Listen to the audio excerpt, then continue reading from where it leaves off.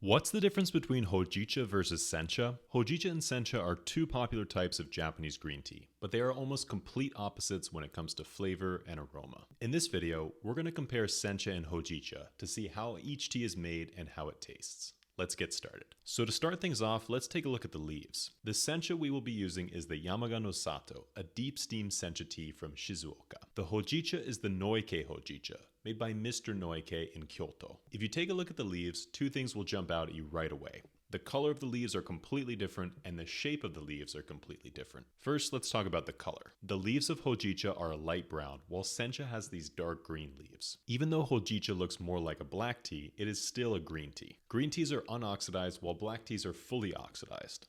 After a green tea is picked, a farmer will heat the leaves almost immediately to stop the oxidation process and lock in the natural, vegetal flavors of the leaf. So because Hojicha is unoxidized, it still maintains the title of green tea, but it undergoes a unique roasting process in order to take on this color. During the roasting process, the leaves change from green to brown, and the flavor drifts more into a roasted direction. It trades these grassy or steamed vegetable flavors for warmer notes of coffee, caramel, and chocolate. The sencha is unroasted, so it's more of a pure representation of the natural vegetal flavors of the tea plant. The leaves also maintain their green color, which is why the two teas look completely different. But why is the shape of the leaves different? Sencha has these smaller leaves and Hojicha has these larger, thicker leaves. Hojicha was actually invented as a way to turn older, more mature leaves of the tea plant into delicious green tea. The young sprouts on top of the tea plant are the most nutrient dense and the smoothest and sweetest in flavor, so they are reserved for premium sencha teas as well as gyokuro and matcha. Because Hojicha is roasted, it can be made from the older leaves and stems of the tea plant and still taste good. These older leaves are lower in caffeine and higher in minerals, so the two teas have very different nutrient profiles as well.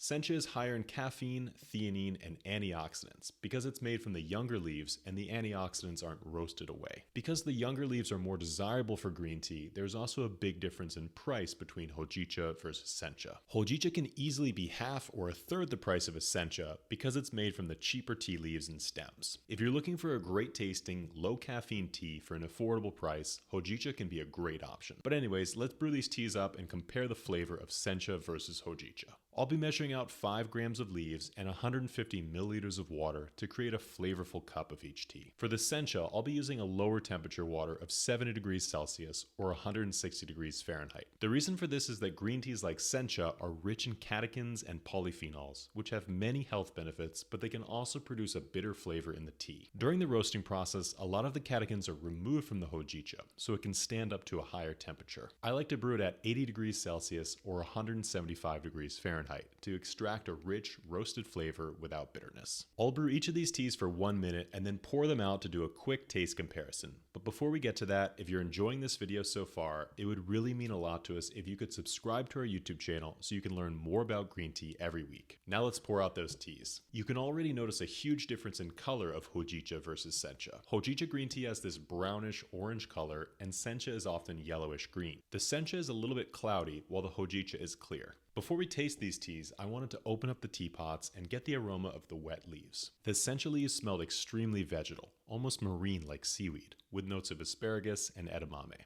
The Hojicha, on the other hand, smelled like a bonfire, with notes of char, wood, and slate. Two completely different aromas even before taking the first sip of tea. The first brewing of the sencha was sweet, savory, and slightly fruity. The sweet and savory flavors come from the amino acids, which are more prevalent in younger tea leaves. This sencha is steamed for a longer time, and during the longer steaming process, it begins to pick up some fruitiness, with notes of lychee berry. The Hojicha, on the other hand, is sweet and roasted, with notes of caramel or brown sugar and a hint of wood. The Noike Hojicha is only lightly roasted, so it has a smoother, more subtle taste compared to other roasted teas, without this intense smoky flavor. You almost couldn't pick two flavor profiles that were more different, with sencha being fresh, vegetal, and fruity, and Hojicha being roasted and woody. The second steeping of the sencha becomes bolder and leans more into these steamed vegetable notes. The flavor becomes more acidic and less sweet, while the color becomes more intense green. What's interesting is that the Hojicha actually becomes subdued in the second brewing. The flavor and color become a bit lighter and the roast is not as prevalent. The minerality of the tea begins to drift more into the forefront to balance out the taste. Which one of these teas do you like better, sencha or Hojicha?